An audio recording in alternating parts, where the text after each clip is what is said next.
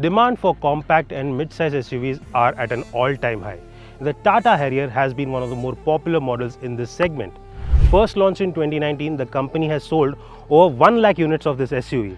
But it has been over 4 years now and it needed a facelift desperately, but the company has finally brought it to us. Everything from the outside, inside and in terms of tech have been updated. But are things really as good as they look? Let's find out in this video. But before we move ahead, do subscribe to Carandbike. Do not forget to press that bell icon, and if you like this video, give it a thumbs up and share it with your friends.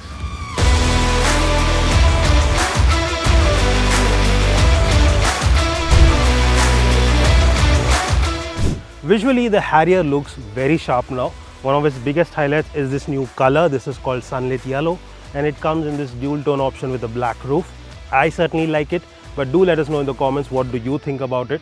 Among other changes, the face has received a new look. You get this split design over here with this parametric grille, as the company likes to call it. You get these chiclets, chrome chiclets around it that look really good, quite premium.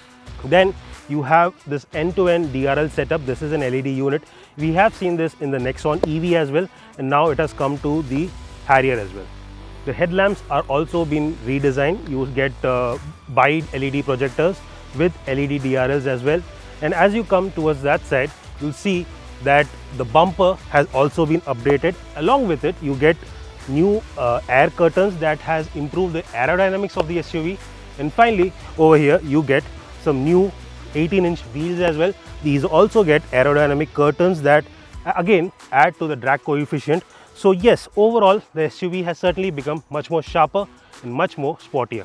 There is also a new Harrier badging on both the driver and front passenger doors and a set of black roof rails, but they are not functional.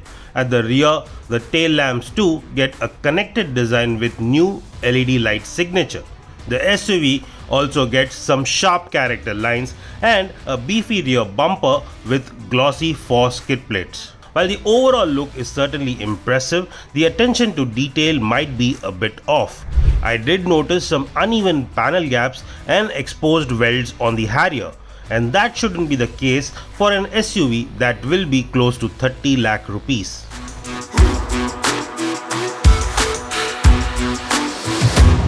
Like the exterior, the cabin too gets its fair share of updates, including a new layout and new styling bits. The cabin is color coordinated now, so as you can see, like the exterior yellow color, here too you get yellow accents all over, including on the dashboard, center console and grab handle.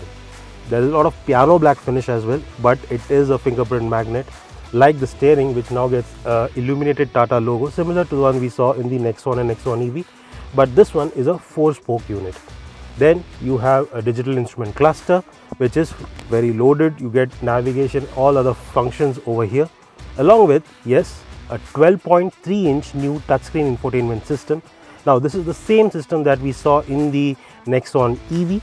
So you get a lot of apps, including connected car technology, wireless connectivity for Apple CarPlay, Android Auto, and you also get JBL modes. Now this is a special app that allows you to alter the sound system and get the best acoustics as possible.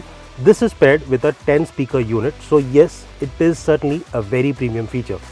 As for the seats, these are upholstered in faux leather and both the driver and co-passenger get ventilation function and powered adjustability, but the driver additionally also get memory function. The cabin also features a new bejeweled terrain mode selector, a wireless phone charger and multiple USB ports, including a 45-watt Type-C unit. You also get voice-assisted panoramic sunroof with mood lights. However, I found it to be a bit glitchy at times. The rear seat comfort is also nice, and in addition to some extra USB ports, you also get sun blinds for the windows and more comfortable adjustable headrests. That said, I wish Tata had repositioned the rear AC vents and offered blower settings for better cooling. In terms of safety, the Harrier now comes with 6 airbags as standard, while the top end trim gets an additional knee airbag as well. In addition to seatbelt reminders, parking sensors and ISOFIX, you also get 360-degree view cameras, and electronic stability program.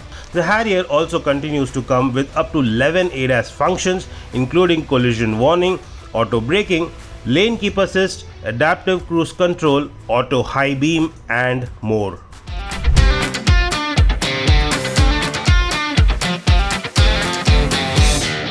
Now the Harrier we have with us today is the top of the line Fearless Persona or variant, and this one comes with a 2-liter diesel engine, which is the same engine as before, that makes the same output as well, 168 brake horsepower and 350 Newton meters of peak torque.